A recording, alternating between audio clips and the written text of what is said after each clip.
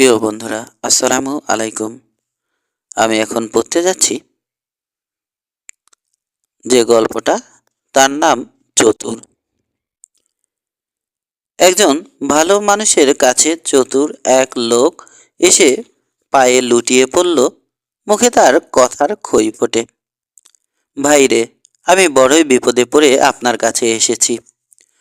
আমার বিপদের কথা কিভাবে যে বলি আপনাকে। না না, বলে ফেলো, শিগগির বলো। সদাশয় ভালো মানুষটি অভয় দিল। একবার বিপদে পড়ে একজনের কাছ থেকে 10টি টাকা ধার করেছিলাম। সেই টাকা এখনো শোধ দিতে পারিনি। পাওনাদারের তাগাদায় আমার জীবন প্রায় বিপন্ন।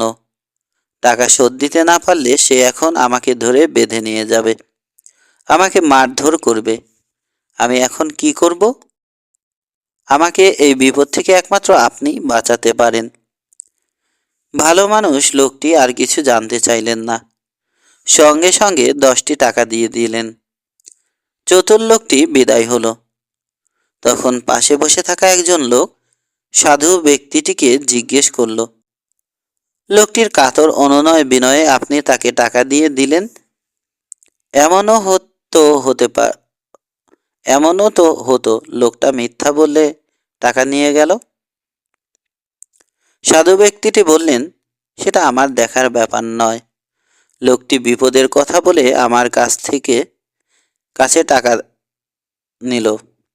সত্যি যদি সে বিপদে পড়ে থাকে, তবে আমি তাকে সাহায্য করলাম, এতে আমার পুণ্য হবে।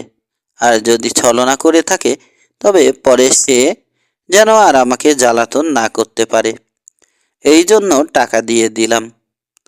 সৎ লোকদের সাহায্য করতে হয়, আর অসৎ লোকদের অখুশি রাখলেও চলে না।